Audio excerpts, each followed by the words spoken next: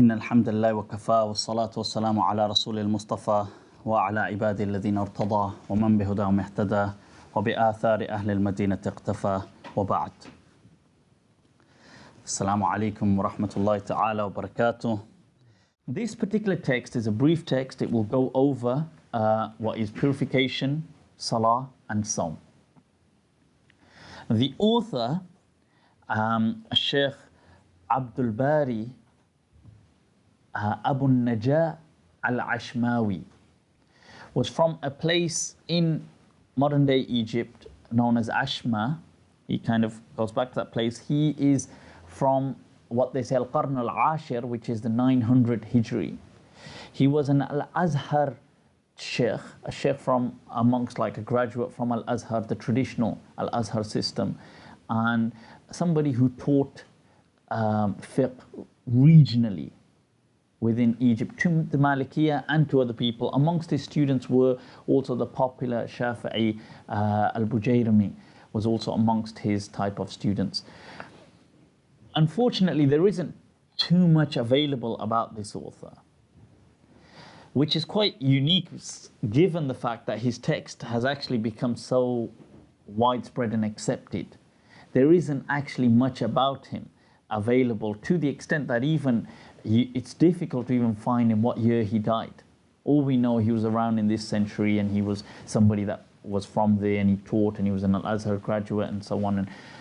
But we don't know much more than that actually. Right, so دعنا نبدأ. That said, بسم الله الرحمن الرحيم. نعم تفضل. بسم الله الرحمن الرحيم. قال الشيخ الإمام العالم العلامة عبد الباري الأشماوي الرفاعي رحمه الله تعالى: سألني بعض الأصدقاء أن أعمل مقدمة في الفقه على مذهب الإمام مالك بن أنس رضي الله عنه، فأجبته إلى ذلك راجيا للثواب. باب نواقض الوضوء. Right, just before we begin there, he says that the Shaykh is just beginning by saying some people, سألني بعض الإخوة, that some brothers, some students of knowledge have asked me to teach, to kind of lay out something upon the madhab of Imam Malik. And he says, and I have responded to their request in the hope of reward from Allah subhanahu wa ta'ala. So having said that, he then begins. نعم. اعلم وفقك الله أن نواقض الوضوء على قسمين: أحداث وأسباب أحداث.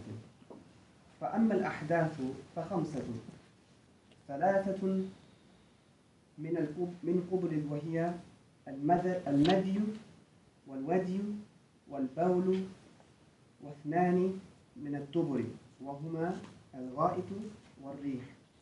Okay, now, in fact, I'll read the next section as well, and then we'll translate. وأما أسباب الأحداث فالنوم، وهو على 4 أقسام: طويل ثقيل ينقض الوضوء، قصير ثقيل ينقض الوضوء أيضا، قصير خفيف لا ينقض الوضوء، طويل خفيف يستحب منه الوضوء. ومن الأسباب التي Right, okay, نعم, شكرا. Right, he says, he begins by saying, اعلم وفقك الله, that know, and try and follow along if you do have a copy, so you're actually kind of familiarizing yourself with the Arabic as well.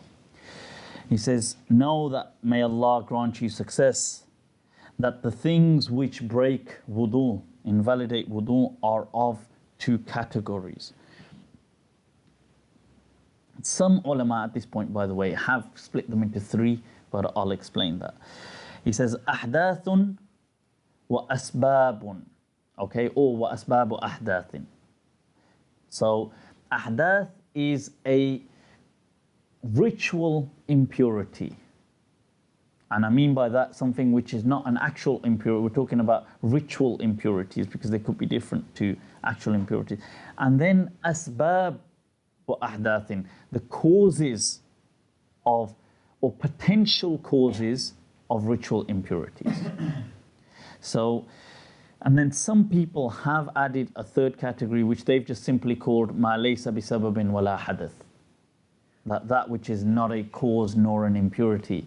And really that I'll mention that in a moment when we get to it. But فَأَمَّا الْأَحْدَاثِ, as to ritual impurities, then he says 5. And before we begin, I would like to say that as the hadith teaches us, لا حياء في الدين.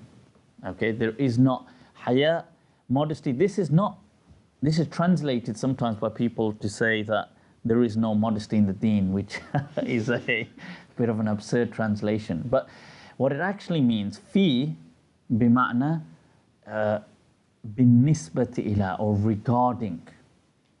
Okay, so fi can mean many things. Fi can mean in, it can mean on, it can mean, has many, like it says, fi juzu'in nakhl, as Fir'aun said, you know, I'll have them kind of crucified on the trees, not inside of the tree. But so like this, you have many different usage for the preposition fi, and amongst it is regarding. So the Prophet ﷺ said in hadith that where the person enters the hellfire, fi hirra, not in a cat, but regarding a cat, that they kind of imprison the cat, don't feed him, and so on. And so the whole point being that fi can mean regard. So la haya fi deen, that there is no haya regarding any matters of the deen. So just to kind of clarify that. So now, amma al-ahdath fa khamsa, the impurities are 5. Thalathatum min al-qubl. Now, what these will simply come down to is issues regarding, at this point, the invalidating factors regarding the private parts. That's what it will generally kind of be categorized within. So he says 3. He gives the first 3, which are all fluids which are released from the private parts, and he's began with وَهِيَ الْمَذِّي وَدِي وَالْبَوْلِ. So urine, preseminal fluid, and also wadi, which a fluid which may be released at times. So these are 3 things which will break the wudu of any individual. Okay, so just to be clear. And then he says وَاثْنَانِ مِنَ الدُّبُرِ and وَهُمَ الْغَائِطِ وَالرِّيحِ. And he says, so all of these are really just to do with the private parts. The other 2, he says, if a person went to the toilet, excrement, also, he says, passing wind. So that's, in the Maliki madhab, it is very clear, based on the verse of the Quran, or جَاءَ أَحَدُكُم مِّنَ الْغَائِطِ, or that one of you comes from having relieved him or herself. So having come from the toilet, that they must then, as the verse kind of states, that this is what kind of breaks wudu. So the Maliki madhab is very clear on this. It doesn't say other things. We're not talking about things like bleeding. We're not talking about anything irregular. The Maliki Iraqi school had kind of termed it very well. They had said, كل خارج معتاد من المخرج المعتاد. And the Baghdadis were really unique in their approach on kind of putting things in almost like neatly kind of compartmentalizing them. So they just said any natural excretion from its natural orifice, meaning really just the 2 when a person goes to the toilet, but it must be natural. It will break the wudu. So for example, just saying as an example, bleeding wouldn't break the wudu from there, even though that could be seen as like an excretion of some type, but it's not. It must be a natural type of excretion. Now, min al-makhraj al-mu'tad. So that's the kind of principle they came up with, and it is quite useful because it means everything must stay natural. That's all. And the Maliki madhab, you'll see, is very big on keeping things natural, in line with nature. Right, okay. وَأَمَّا أَسْبَابُ الْأَحْدَاثِ, as to the causes or the potential causes of ritual impurities, فَالنَّوْمِ, and these will really revolve around consciousness or reasoning, just to kind of give you as a precursor. So it says sleep, and that is of 4 types. He mentions طَوِيلٌ ثَقِيلٌ يَنْقُضُ الْوُضُوء. He says something which is like deep and a long and deep sleep, which will unanimously break wudu. So if a person knocks off, wakes up 5 hours later, and is still questioning, have I still got wudu? that really person's got needs to prioritize other types of learning then, because that the wudu has definitely gone. Right, so قصير ثقيل ينقض الوضوء أيضا. Short yet heavy also breaks the wudu. قصير خفيف لا ينقض الوضوء. Short and light does not break wudu. طويل خفيف يستحب منه الوضوء. Long yet light sleep would not, he says, would not break it, but it's recommended to repeat your wudu from it. And from this you will see that there were certain hadith where really you find that the Prophet ﷺ said, Al-Ain wikahu sah, faman nama falyatawadda, which is a hadith in Ahmad and Abu Dawud, wa Ibn Majah, and many ulama like Ibn Salah and Nawawi and Munziri said it was a good hadith, hasana, that they did tahseen of it. The hadith states that a person, that the eyes are almost like they help a person maintain a grip of what is going on. So meaning that what the Prophet ﷺ meant by this was the fact that consciousness, is using the eyes as an example, meaning as opposed to being asleep. But when the Prophet ﷺ said that when a person sleeps, then let him repeat his wudu. And this is further explained by another hadith or an athar by Ibn Abbas, where he says, فَإِنَّهُ إِذَا طَجَعْ إِسْتَرْخَتْ مَفَاصِلُهُ, that when a person lies down, that his joints and his body relaxes. So the potential of him or her having broken their wudu is likely, and therefore it's accepted that they must repeat their wudu. But there are other hadith, and we do accept that, because where do we get this angle of it has light sleep doesn't break wudu? Because there is a hadith of Anas radiallahu anh that the Sahaba, كان أصحاب رسول الله صلى الله عليه وسلم ينتظرون العشاء الآخرة حتى تخفق رؤوسهم ثم يصلون ولا يتوضعون, that they would, and that's a muttafaqun alayh hadith in Sahih Muslim and Bukhari, that the Sahaba would wait for Salah, and whilst they were waiting for Isha, that they would doze off. And it says that until their heads would kind of drop like that, and they would keep kind of getting up, and I mean, meaning that the heads are kind of nodding off, and then they would get up for Salah, and they would not repeat their wudu. So, is that because they weren't unconscious? Yeah, because there's the definition of sleep. No, what we're saying is sleep has levels as well, though we don't want to get technical. I mean, there are like different people. I know psychologists have definitely that have studied it, have graded it up to 4 different types of levels, but that's not the point. But amongst it, what is you have what will be considered as deep sleep, and what I would kind of, just to kind of explain that to you, I would say that if you had something in your hand and it fell, then consider that deep sleep, that you've gone beyond that threshold. So if you were holding something and the moment it would kind of like, let's say if it would drop, if sleep was of that type, then that you've gone beyond the threshold really. So wudu should be done. So that's just a guideline. I'm not saying that's a hadith, that's just me trying to help you understand it. Right, okay. نعم. اقرأ. ومن الأسباب التي ينقض الوضوء زوال العقل بالجنون والإغماء والسكر. Okay, shukran. This is also part of this category that I said is to do with reasoning. Like sleeping is to do with consciousness and reasoning. Like you lose your ability to reason, you lose your consciousness. So likewise, he said, also those causes, amongst those reasons or causes are, he says, the inability to reason by, for example, a bout of insanity or some type of, if a person has some type of psychological disorder where they do kind of lose their mind at times. Ighma, unconsciousness. Sukr, intoxication. All these things would invalidate the wudu. Okay? It's not justifying the intoxication, just saying. People are saying, but it's just saying that the intoxication is also something that would invalidate wudu. Na'am. وينتقد الوضوء بالردة وبالشك في الحدث.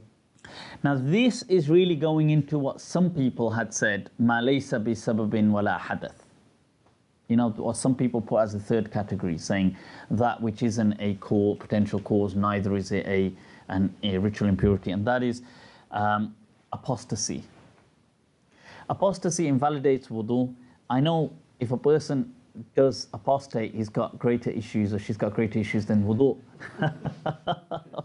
But why is this a point?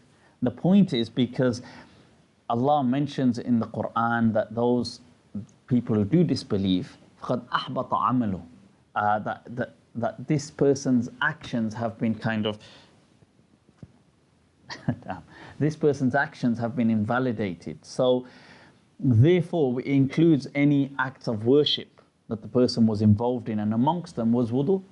So therefore, so it's more a byproduct mas'ala. It's not a key mas'ala. It's not like trying to say, oh, you know, so you've apostated, you haven't got wudu.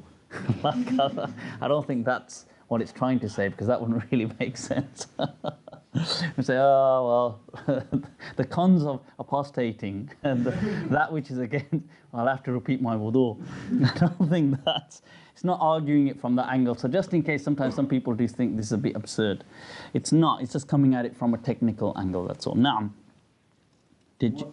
وبمس الذكر المتصل بباطن الكف أو بباطن الأصابع أو بجنبيهما ولو بأصبع زائد إن حس باللمس وهو على 4 أقسام.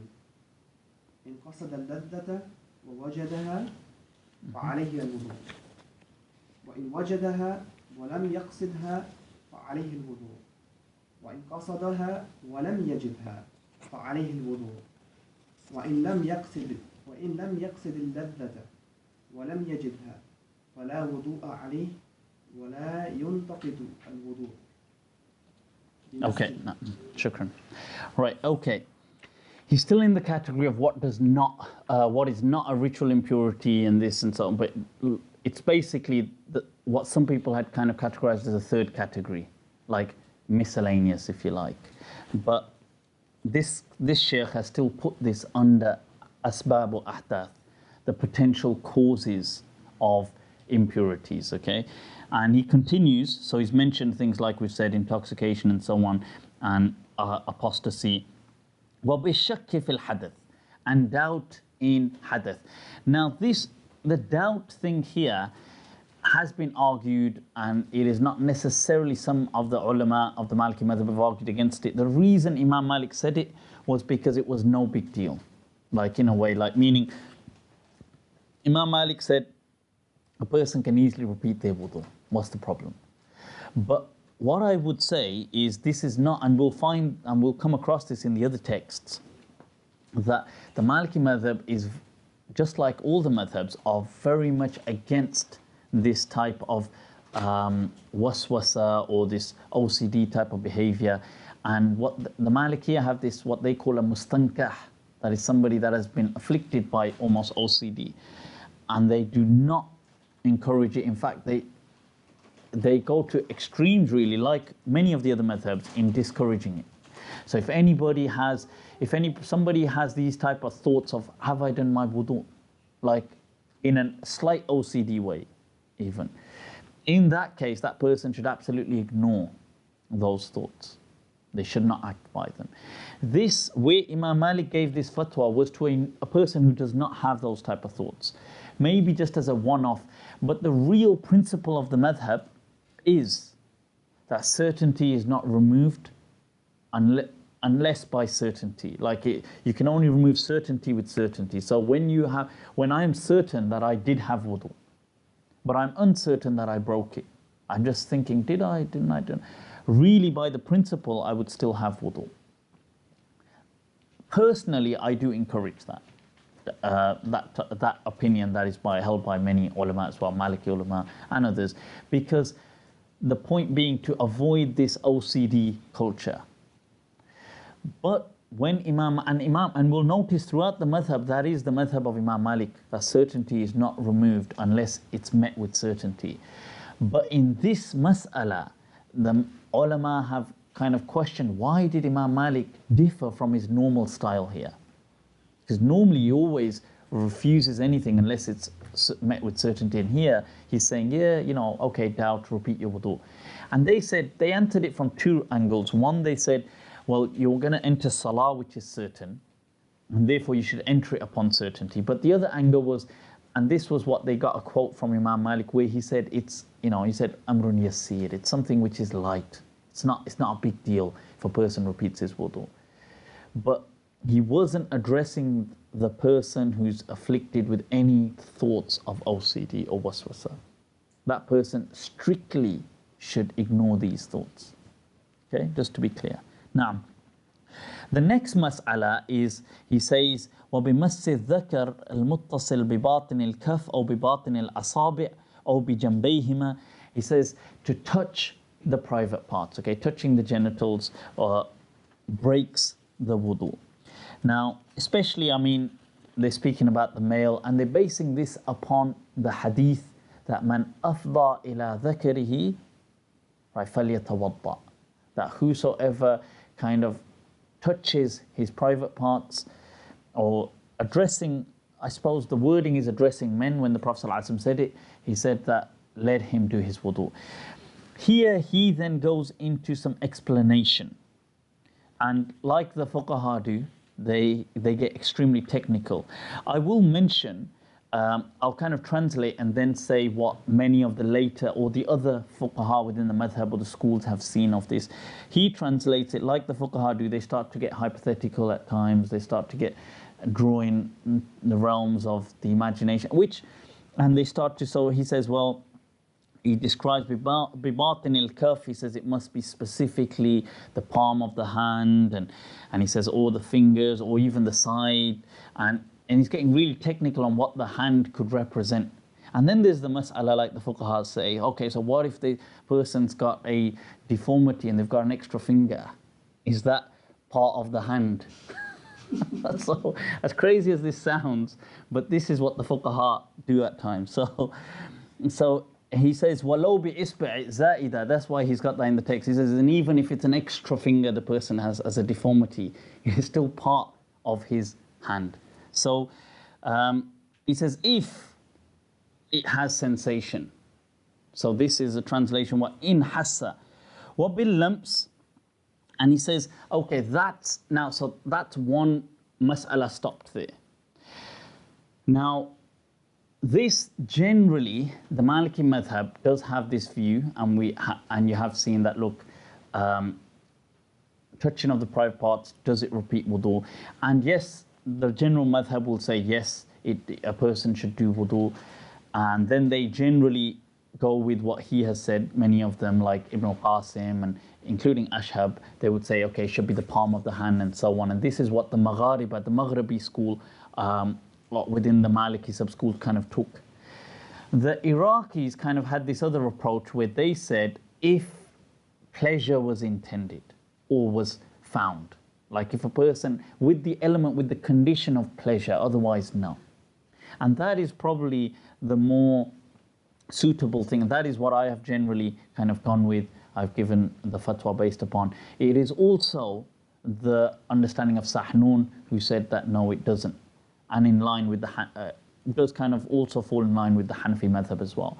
So just to kind of answer that generally what seems like to be a rational type of rational or common sense take on that is with the intention of pleasure. The next, Yeah, his apparent view was that, yeah, it didn't, absolutely. So It was just recommended to do your wudu. Yeah. so the way that the Maghribi's differ is that they've said even if you don't intend it, but you find it, then it would. Yeah, they don't. Yeah, they don't care. They say as long as whether you find it or don't. Some of them, as because the hadith just says apparently if you've touched your private part, so therefore they've taken it just literally. What they've done is defined what could be the area of touch. So they've kind of defined the hand and said the side of the hand, and they've taken that approach. Whereas the Iraqi took the more approach of like the philosophy behind it. So They're referring to direct contact, aren't they? yeah. Direct skin to skin. Yeah, because there is the mas'ala of what if it's with yeah, for this generally, yes. So, right, okay. The next is lumps, and that is touch. And we're talking about sensual touch. And he says, in qasad al-ladha, if they intended pleasure, wa wajadaha, and they found it, فَعَلَيْهِ الْوُضُوء, then they must repeat wudu. وَإِن وَجَدَهَا وَلَمْ يَقْصِدْهَا, and if a person by sensual touch found pleasure, even if they didn't intend it, they must repeat their wudu. And if they intended it but still didn't find it, or there was no pleasure but there was this intention, they must still do wudu. A simple angle is that because this is a huge, what you've got, I mean, before I explain, I'll just finish the sentence. وَإِن لَمْ يَقْصِدِ اللَّذَّةَ, and if he did not intend pleasure, وَلَمْ يَجِدْهَا, and did not find it either, there is no wudu. The reason this is important is because this is really a fall between the Maliki, between the Shafi'i madhab and the Hanafi madhab, where you've got on one side the Hanafiya, no matter what type of sensual touch takes place, wudu does not break. Between the Shafi'iyya, any type of touch with the opposite sex will break wudu. So you've got the Malikiyya really in between, where here you can almost see that Iraqi type of mentality of looking into the philosophy kind of like seeping in, where they've said, look, it's to do with pleasure. If not just like a person's walking past and accidentally touches somebody, we mean if there was pleasure, the wudu is broken. If not, then no. Right, okay. وَلَا يَنْتَقِ نعم. What's the difference between mass and lumps in this text? Right. Mass, that's a good question. They both are to do with touch. Some have included. The reason why, I mean, there's two things here. One is a linguistic, one is why have they used this wording? They've used this wording because these are the wordings, like lumps is what comes in the Quran when it's referring to sensual touch, and mas is what comes in the hadith when it's referring to touching yourself. So they've actually the reason these wordings are used is because of the way they've appeared in the actual Quran and hadith. So they've stuck with the original wordings. But there is a difference, there is an overlap as well. You could say they're reasonably synonymous. Some people have said, does one, like lumps, does it have more of a sensuality to it? It does seem to have that slight connotation.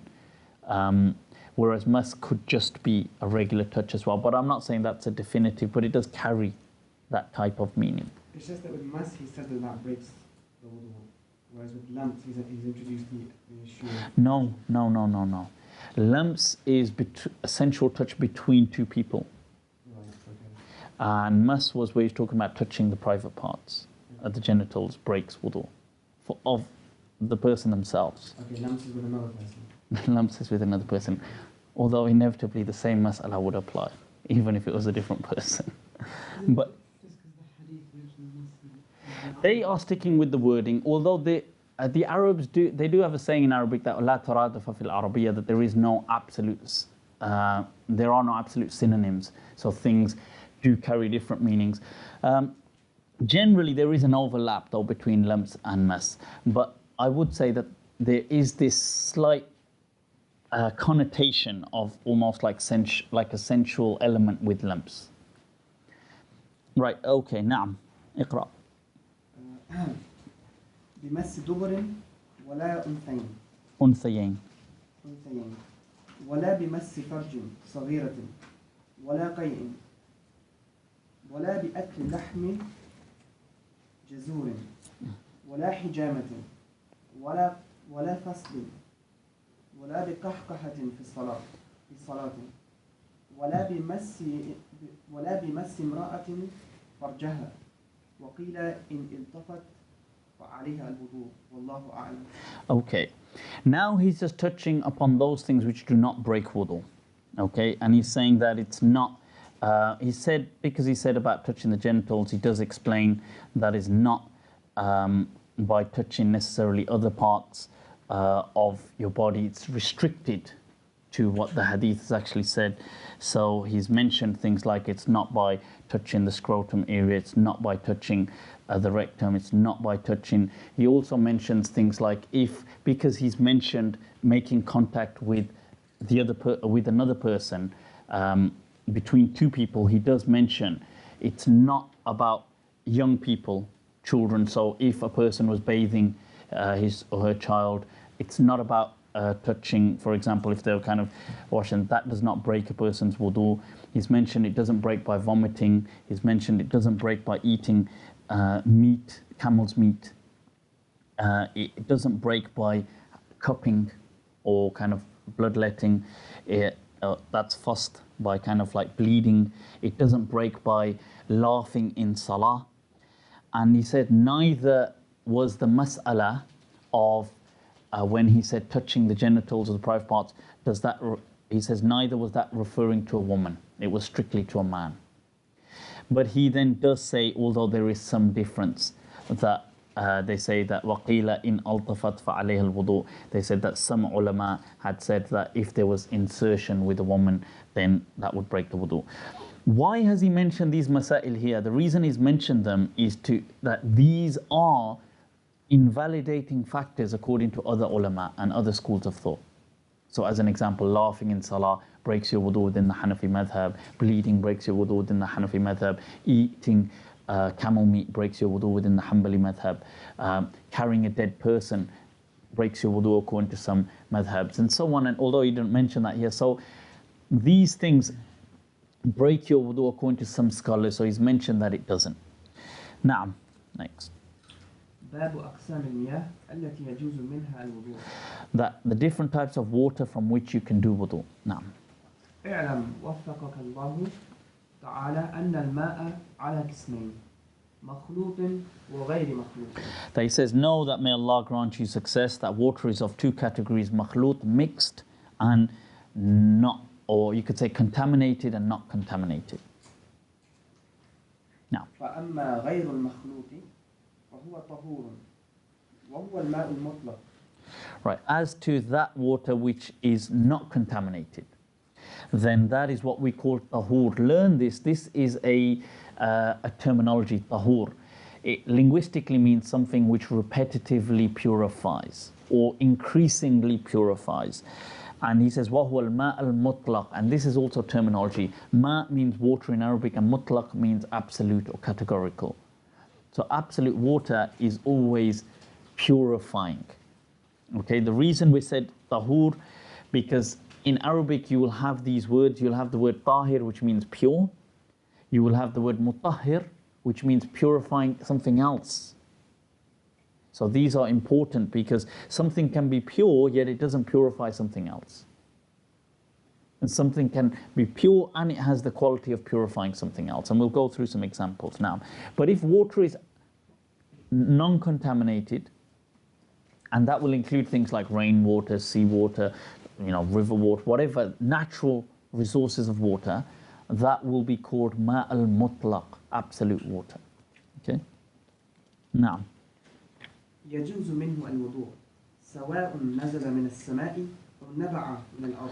That wudu will be permitted from this water regardless or despite where it came from, in terms of whether it was rainwater or whether it emerged from the ground, as in like springs and things like that. Now. وأما المخلوط إذا تغير أحد أوصافه الثلاثة لونه أو طعمه أو ريحه بشيء فهو على قسمين. تارة يختلط بنجس فيتغير به فالماء نجس لا يصح منه الوضوء، وإن لم يتغير به فإن كان الماء قليلا كره الوضوء منه على المشهور، وتارة يختلط نعم لحظة. Right, okay. Now he's going to go into the water which is contaminated.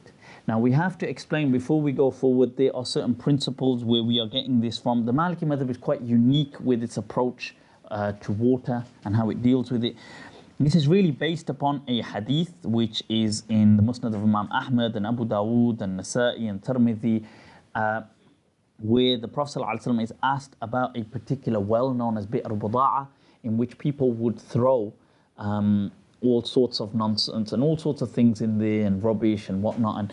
And in one particular hadith, the Prophet ﷺ was served water from there, or somebody else was served water from there. And in one hadith, the Prophet is just asked about the water. And he responds by saying, Innal ma'a tahur la yanjusuhu shay. That water is always pure and purifying. It is not impurified by anything. It is not contaminated by anything. Now it has an add-on section to it. The hadith does there's a further element to it where the Prophet ﷺ says, إِلَّا مَا غَلَبَ عَلَى رِيحِهِ وَطَعْمِهِ وَلَوْنِهِ, except whatever overcame or changed these qualities, its smell, its taste, or its color. So these are the three qualities of water. Now whatever changes an external agent which changes one of these qualities will impact the water. Now I know this part of the hadith, some people have critiqued it from a hadithi perspective, but people like Abu Layth al-Ghumari, Sidi Ahmed al-Ghumari has even said that, look, the Ummah has accepted this and practiced according to it. So, and he's got his tahqiq in that. But anyway, coming back to the point now. So, وَأَمَّا الْمَخْلُوط, as to that water which has been contaminated, إِذَا تَغَيَّرَ أَحْدُ أَوْصَافِهِ ثَلَاثَةً, if one of its three characteristics has changed, لَوْنِهِ أَوْ طَعْمِهِ أَوْ رِيحِهِ. Why is it لَوْنِهِ? Why is it majroor? Anybody? No? Anybody into Arabic? Doc? What was the question? It's a grammatical question. Why is it لَوْنِهِ أَوْ طَعْمِهِ? Why is it majroor? You know the text. Oh, it's better. Okay. Min? Okay. Naam. Because it's continuing from where أحد أوصافه الثلاثة, and this is what is it? It's a juz from the kul there. It's explaining what it is. So, naam. These three things, any of these three qualities, color, smell, whether it's its color, smell, or taste, they change. بِشَيْءٍ فَهُوَ لَا قِسْمَيْنِ. If it changes, it's of two types. So any water which has been changed by an external agent, right? And that's really important, an external. We're not talking about naturally found changes. So the other text, they write بِمَا لَا يَنْفَكُّ عَنْهُ غَالِبًا, with that which is naturally, not with that which is normally inseparable from water. So we're not talking about seawater being salty, because it naturally is found to be salty. We're not talking about like seaweeds changing the color of water and stuff, because they're naturally found to be in the sea. We're not talking about the river water taking a certain murky color because of the riverbed and stuff, because that's natural. We're talking about where an external element has changed the water. So if you got water now and chucked a whole load of salt in it and changed it, if you spilt a drink into it, that is an external agent. So we're not talking about naturally found elements. Water, once it's been changed, one of its three qualities, it is of two categories. One, it changes, يَخْتَلِطُ بِالنَّجَسٍ فَيَتَغَيَّرْ بِهِ. It is mixed with something impure. There's some water, something impure spills into it. Okay, some people might say blood, some people might say alcohol, some people might say urine. Something impure has contaminated this water. The water has actually changed.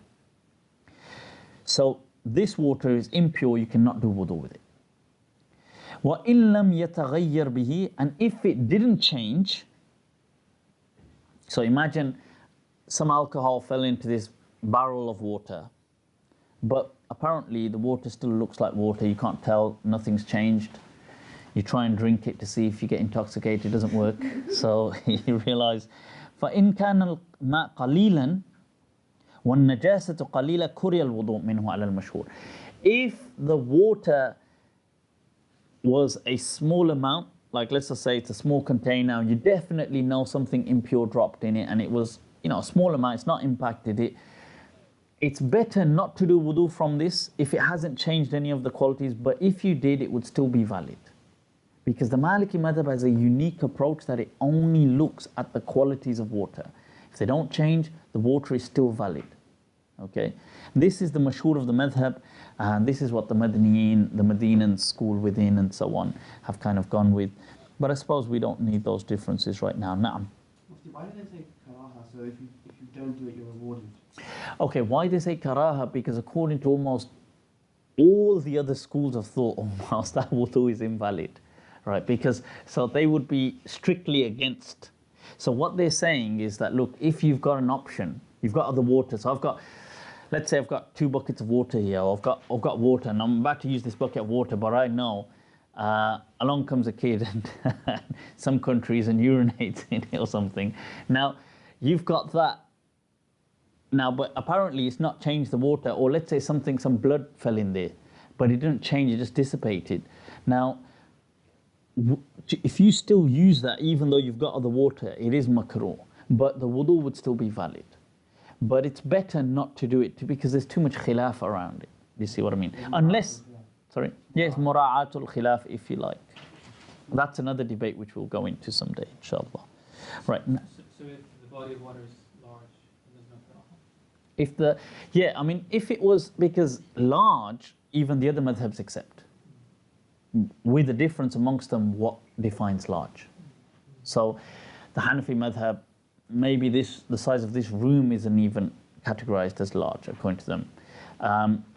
The Shafi'i madhab, the Hanbali madhab, probably a large barrel will suffice as large. They say, إِذَا بَلَغَ الْمَاءَ الْقُلَّتَيْنِ, if it reaches this measurement of kullatain, what the hadith says. But the Maliki don't have a measurement. They just say, look, the wudu is still fine if the qualities haven't changed, but it's better not to use it if you've got other water.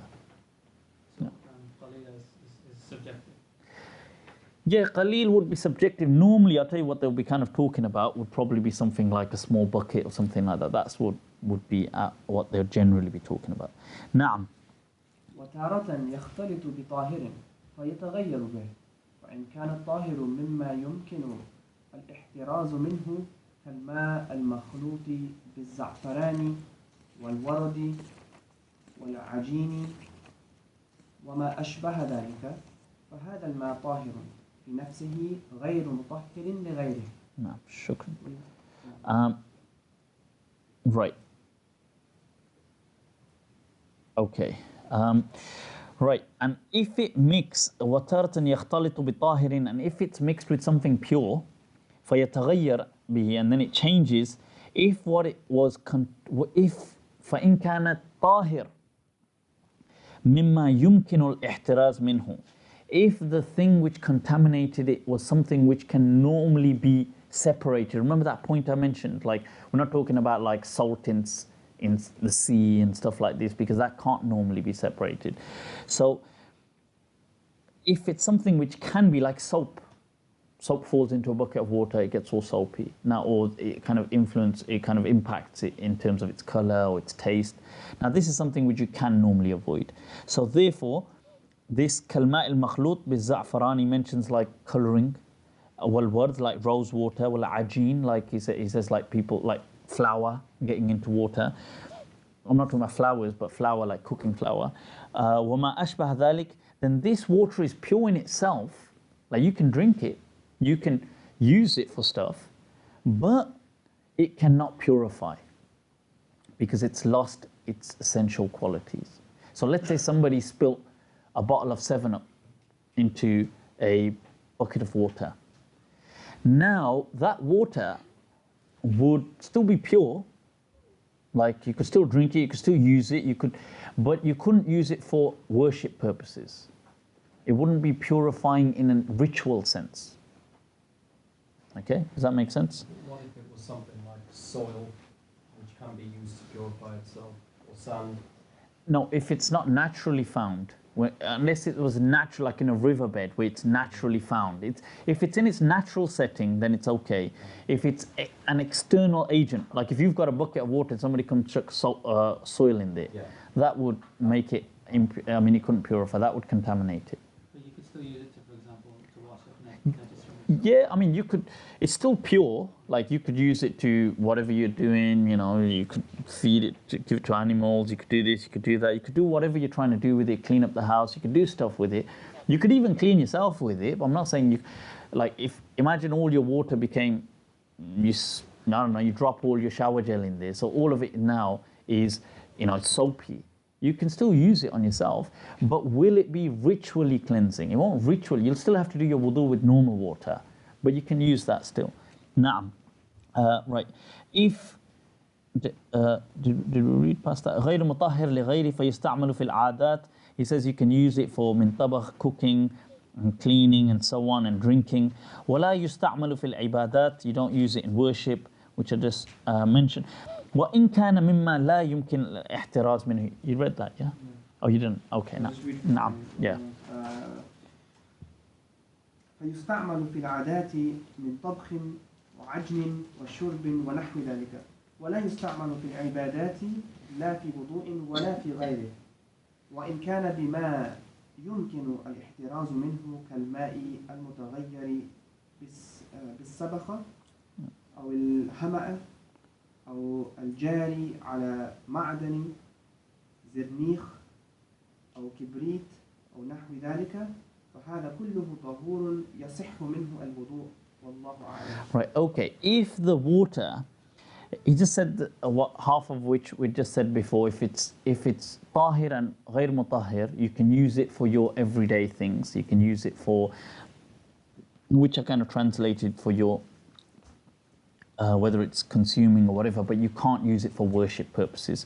However, he says, وَإِن كَانَ مِمَّا لَا يُمْكِنُ الْإِحْتِرَازِ مِنْهُ. If it's something which is inseparable from it naturally, in its natural setting, and he gives the example of like things like seaweed or mud or stuff like this, or water which flows over certain minerals, or whether it flows over, he's mentioned things like sulfur and other things, and if it takes up this type of taste to it, that's still fine because it's in its natural setting. Okay. Babu fara'id al-wudu, the obligations of wudu, wa sunanihi wa fada'ilihi. The obligations of wudu, its sunan and its fada'il. Naam, اقرأ. فأما فرائض الوضوء فسبعة: النية عند غسل الوجه، وغسل الوجه، وغسل اليدين إلى المرافقين، مرفقين، ومسح جميع الرأس، وغسل الرجلين إلى الكعبين، والفور، والتدليك. فهذه السبعة، لكن يجب عليك في غسل وجهك أن تخلل شعر لحيتك. إن كان شعر لحيتي خفيفا تظهر البشرة تحته، وإن كان كثيفا فلا يجب عليك تخليلها. وكذلك يجب عليك في غسل يديك أن تخلل أصابعك على المشهور. Right, okay. The thing is, fara'id al-wudu, the obligations of wudu, he's mentioned them to be 7. Quite popularly, that is a popular number. Some of them disagree in the numbers. It doesn't really make a difference. You'll notice they kind of agree in the principle of what they're saying anyway. Some have said them as 6, some have said it as 8, and we'll kind of cover this type of stuff in more detail when we come back to it in the other texts, okay? He mentions them to be 7. Niyyah, that you know what you're doing. So you can't be doing this sleepwalking. You can't be you know what, oh yeah, earlier this morning I went for a swim. Oh yeah, so now I've got wudu, I take it. Like if you didn't, like you must have an intention. A niyyah, you must definitely have the intention by the time you're washing the face. You should really have it before you begin, but I'm just saying because that's where the obligations begin. The 4 actions which are mentioned in the Quran, which are the washing of the face, the hands to the elbows, the wiping over the head and the feet, these are the 4 obligatory actions, the only 4 according to the Hanafi madhab. But these are the 4 basic obligations. In addition to that, you must have intention. The hadith which is in Sahihain, that إِنَّمَا الْأَعْمَالُ بِالنِّيَّاتِ. This hadith makes intentions obligatory. Then he mentions wal-fawr. Al-fawr is that there must be what some people call mawala, and I know there's some dispute, and we'll realize, I know Qadi Iyad is of the opinion this really could be more of the sunnah and not really and we'll come through this as we reach other type of reach the other texts. But the thing is that fawr means kind of like succession, like continuity, like immediate continuity. So as an example, it does make sense. I would say it does make sense to a reasonable amount. So let's say somebody begins his wudu, so knock on the door, he goes downstairs, opens the door, or there's a phone call, gets distracted, goes in front of the TV, sits down now, 4 hours later gets up and says, oh yeah, I did half my wudu anyway, let's continue from where I left off. That would be invalid. A person, there must be relative succession. You can be interrupted. It doesn't mean it's got to be like, go, you know, like, oh, like, did I breathe in between? Right, damn, let's start again. You know, it's like, so it can't be like one of those. There can be relative type of breaks in between, meaning like, let's just say if a person did, the phone rang, or a person kind of put something there, or did some. This is all normal. It doesn't. It's negligible. So as long as just use common sense, basically. Okay, that's what it is. Now, tadliq. Now, tadliq is an interesting one because many of the ulama don't mention it, like Ibn Rushd in his Muqaddimat, and other ulama don't. But dalq is where you kind of wipe over. And there are obviously some of the Baghdadi ulama that did say it wasn't necessary, but we'll go through these differences later on. But dalq is where you're kind of wiping over. So you're washing your face, but you're wiping over. Now some of the Malikiya really get confused on this, because they take this to mean like, because dalq can mean like rubbing. And so people might like almost have what is like, I don't know, like a sandpaper effect. They think they've got to kind of like, oh, let me rub and let me distort more, like, oh, I think I don't rub it properly, and God damn it, skin's still on there, let me try and rip it off. That isn't the point. Really, dalq, what they meant by this was just as opposed to, like if let's say there's water here, and I just dipped my hand in the water and took it out. There is a difference in Arabic linguistically between ghamasa and ghasala. Ghamasa is to dip, to immerse something. Ghasala is to wash. Allah says, faghsilu, wash your face, wash your hands. He doesn't say faghmisu, dip. So now we just do what the verse says. And part of the verse is that when you're washing something, you know, washing usually involves like imrarul yad, wiping over, like as in, like I'm washing something, I'm going like that, that's washed. That's all it is. Take this extremely, like sometimes I have to tell people, just chill out, don't worry about it. People get so obsessed, the amount of times I have to tell people about dalq, it really does become worrisome. That's why I'm emphasizing it. Dalq does not mean, although it does mean linguistically, it can mean a rubbing. They don't mean by a rubbing like a rubbing. They just mean by imrarul yad, taking the hand over with contact. So you're kind of going like this, really, which is what everybody does in wudu. So it's normal, and just keep it at that. Okay, and then these are the 7. Lakin yajibu alayka, but if a person had a beard, it mentions that you should kind of go through takhleel. Now, what he has mentioned here is one of the opinions. There is another opinion of Imam Malik where he didn't go through, he didn't say about the takhleel, which I believe Ibn Habib and other Malikiya have kind of transmitted, but that you don't have to kind of go through, but even if you do, it's recommended. It's not an obligation anyway. What he does mention is if you've got a very light beard or next to nothing, then and the skin is almost showing, then in that case you should kind of wipe over. like try and get the water to penetrate. Okay, and yep, so likewise he's mentioned the fingers. These are, he's not talking about the toes, by the way, he's talking about the fingers of the hand, that you need to kind of make sure that the water gets in between them, because that's a reasonable gap, obviously. So as opposed to toes, which is not necessarily the same. Okay. نعم. وأما سنن الوضوء فثمانية. غسل اليدين أولا إلى الكوعين والمضمضة والاستنشاق والاستنثار وهو جذب الماء من الأنف ورد المسح رأس ومسح الأذنين ظاهرهما وباطنهما وتجديد الماء لهما وترتيب فرائضه. Okay, as to the sunan of wudu, then they are 8. غسل اليدين أولا إلى الكوعين, that washing the hands first of all to the wrists, and it's is nowadays obviously our wudu is different. People traditionally did things from like a bucket or so on, a container. So in that case it would be recommended to wash your hands before you kind of put them in there. So maybe you'd get something, or you'd kind of wash your hands first before you dip your hands into the bucket. But nowadays obviously using taps and stuff like that, it's not as relevant.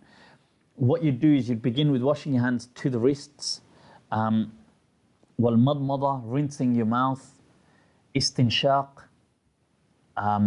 cleaning the nose, istinthar. Istinthar just means obviously just removing, like clearing out your nose.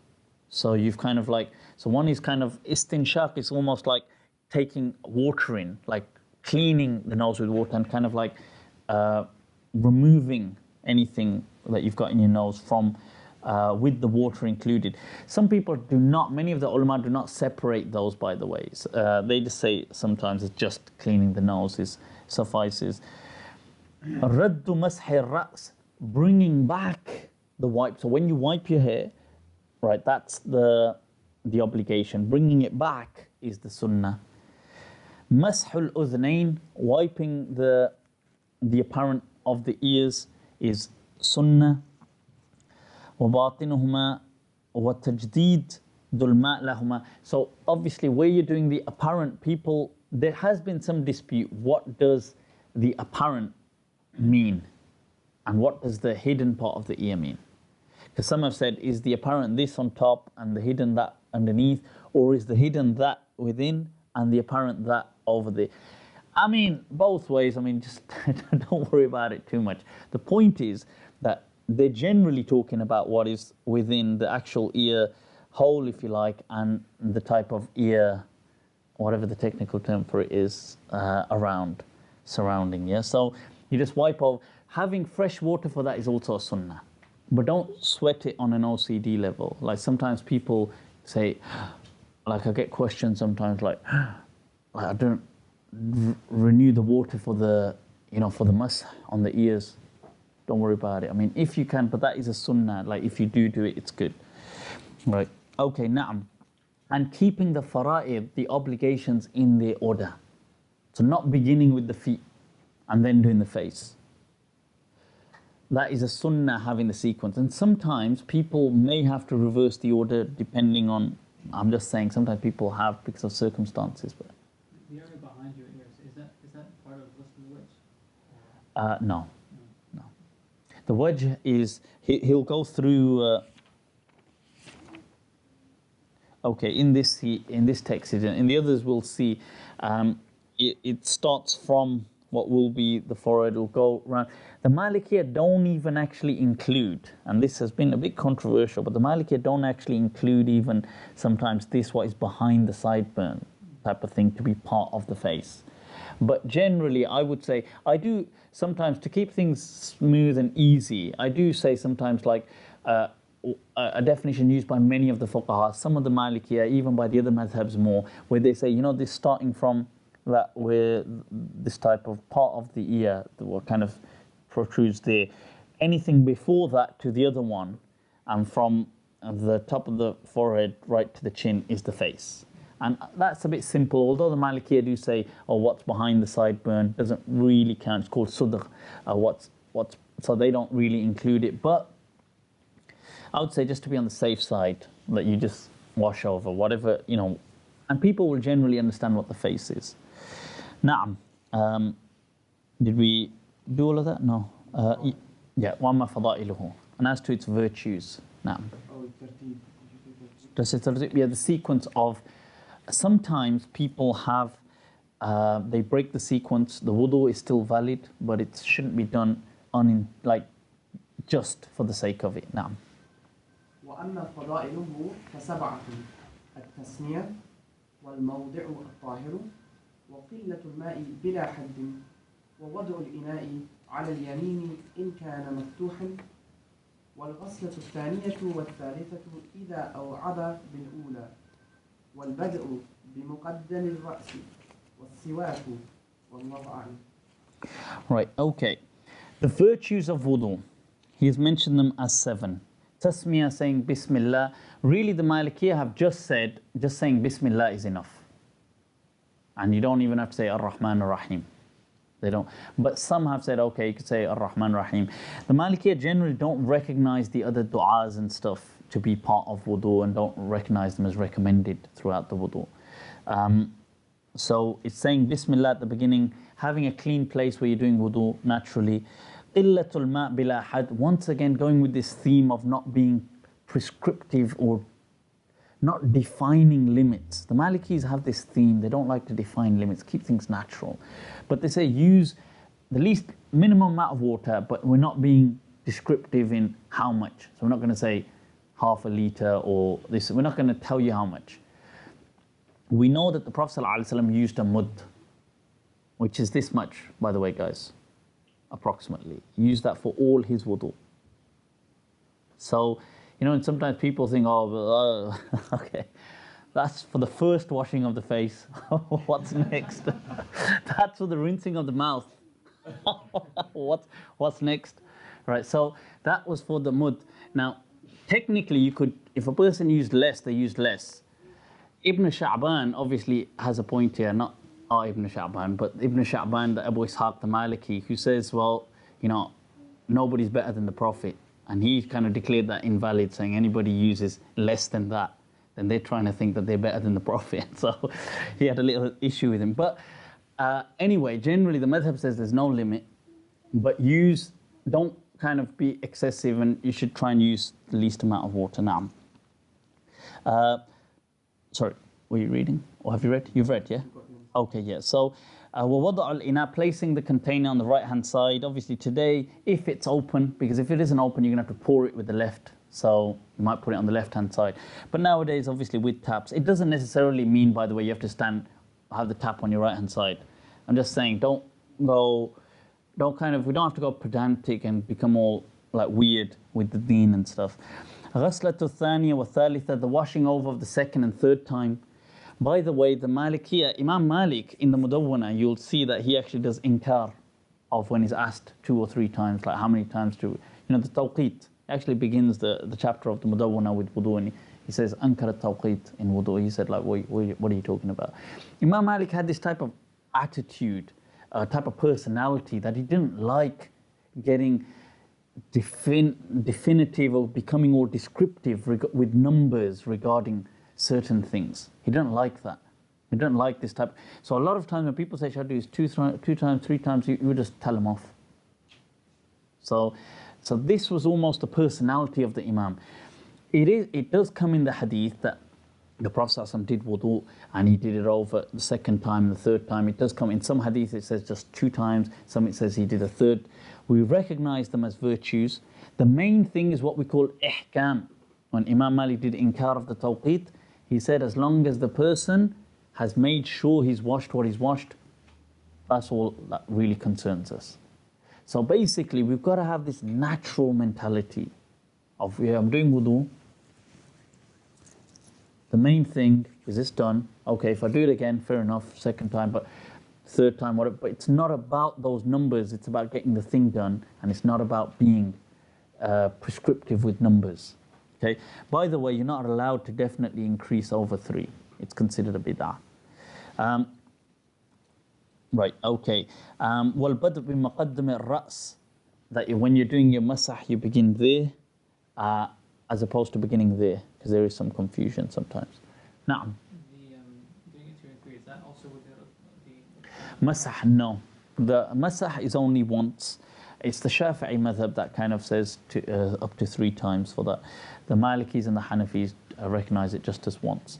So, just over. But he's saying beginning from the front is the virtuous thing as opposed to beginning from there and coming back. And Does so, the water have to touch your skull with your skin? or your hair, or you mean the skin? Yeah. Does it? I've heard that it has to go past the hair and actually touch your skull. No. Or is your hair just sufficient? No, I mean, no, it just has to, it's masah, it's not ghusl, it's not washing, it's just wiping. So you just wipe over. And the Malikiya say you must have isti'ab, you must go over generally most the head. So just going like this won't do.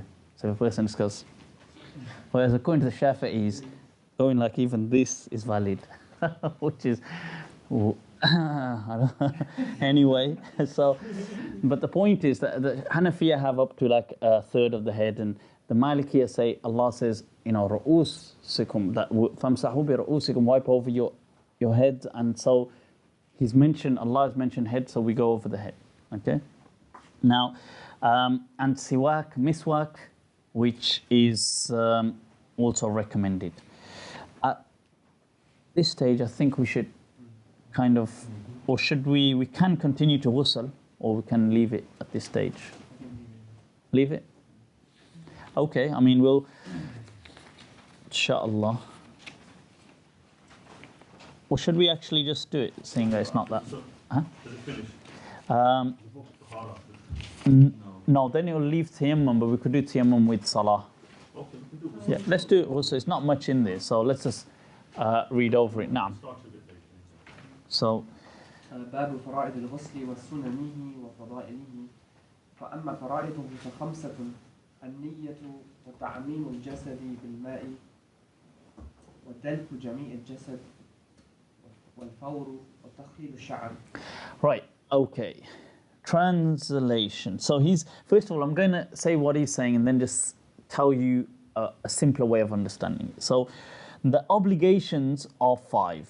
He says intention, completely immersing the water, the body into water, not completely immersed, but completely covering the body with water. So every part of the body has made contact with water.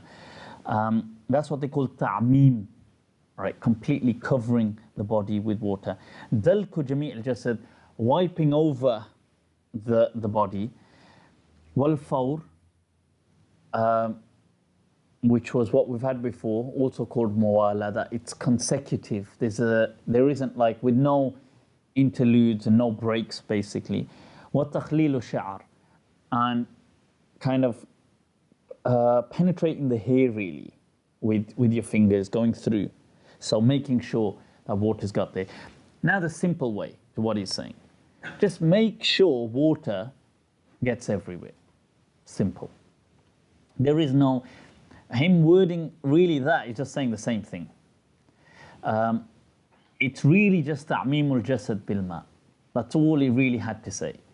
That just covering the body with water. So you've kind of, and you're obviously going to wipe over, but wiping over everywhere isn't necessary. He didn't have to say that because you can't wipe over everywhere anyway, like, unless you're some type of super gymnast or acrobat that you're going to be, because then they have this mas'ala, okay, what about wiping, what if you can't reach your back? Should you call somebody to scrub your back for you? Or so this is it gets to this extent that obviously people then start questioning, and the point is obviously not. And then some people say, okay, but should you have like a cloth which you can use the cloth to wipe the back, and can you? And so the point is that just relax. Remember the spirit of the madhab was always about keeping things natural. Yes, you just make sure water gets everywhere. That includes the hair, that includes the body, and that's it. And obviously you wipe over wherever is natural. That's it. You don't have to do no type of like abnormal stuff. You just do whatever is normal, that's all. You don't have as an obligation rinsing your mouth and rinsing out your nose, cleaning your nose and so on, like the Hanafi madhab does, or So that's different. نعم. وأما سننه فأربعة: غسل يديه أولا إلى الكوعين، والمضمضة والاستنشاق، ومسح سماخ الأذنين. No. Okay. Right. As to sunan, okay, the sunan of ghusl, he's mentioned 4. غسل يديه أولا. So this is before you begin. You've washed your hands, and this is once again going back to the classical, because you're going to dip your hand in the bucket. Nowadays, you're probably going to stand under a shower, so it's not really too much of an issue, but this was more about purity back then. Rinsing the mouth and cleaning the nose, these are sunan. Why? Because these, you see, the thing, that the principle is, you must wash that which is apparent, al-zahir, that which is apparent. That which is hidden is not necessarily an obligation.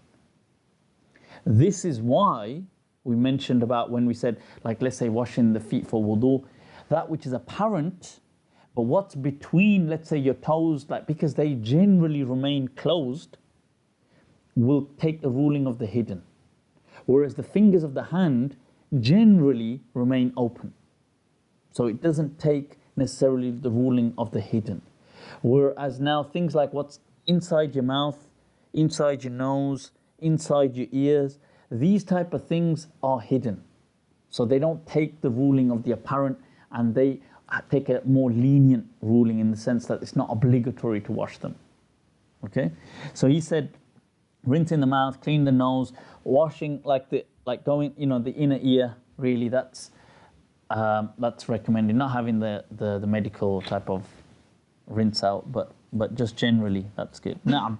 Fada'iluhu, it's virtue. So we've had the obligation, the sunan, and now the virtues. Na'am. وأما فضائله فستة: البدء بإزالة الأذى عن جسده، ثم إكمال الأعضاء وضوئه، وغسل الأعالي قبل الأسافل، وتثليث الرأس بالغسل، والبدء بالميامن من قبل المياسر، وقلة الماء مع إحكام الغسل، والله أعلم. Okay, نعم. الغسل. See the word, the ihkam, that where you kind of done a thorough job of, like a good job of. But now I'm coming back to its virtues are 6. Al-bad' bi-izalat al-adha an al-jasad. First of all, by washing away any impurities. This is the ghusl, by the way, we're speaking about. He didn't mention upon what ghusl becomes obviously obligatory, and this with either sexual relationships, with either ihtilam, a wet dream, either having finished a menstrual cycle, or either having embraced Islam. That upon, I know there's ikhtilaf, but generally for that one. So now these things would necessitate ghusl. Now it begins with saying one the virtuous acts is you remove any impurities. Then he says to do your wudu. And your wudu here can just be once. It doesn't have to be the full, the 3 times and so on. And then he says begin by washing the upper body, then the lower body. This is just common sense, his teaching. Obviously you begin, like let's say a person's got impure, or they've got other stuff, they're washing the lower body, then you start with the top and it comes, everything's just pouring back on yourself. So you'll realize a lot of fiqh is teaching people common sense. And remember, this began by teaching young people, children. The Prophet ﷺ said in a hadith, إِنَّمَا أَنَا لَكُمْ بِمَنْزِلَةِ الْوَالِدِ. I am like you, or to you, as a father is to his children. أُعَلِّمُكُمْ كُلَّ شَيْءٍ.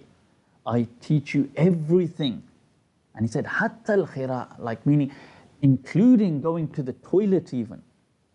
And then he said, when you go to the toilet, don't, do this. These are the adab and the qibla and the whole thing. And so the deen is about teaching everything, and there's la haya'a fi deen. And it's about, remember, these people would be sometimes children learning, and you teach them sometimes what is common sense to grown-ups.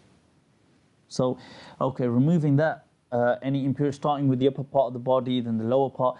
تثليث الرأس بالغسل, like washing the head at least almost 3 times.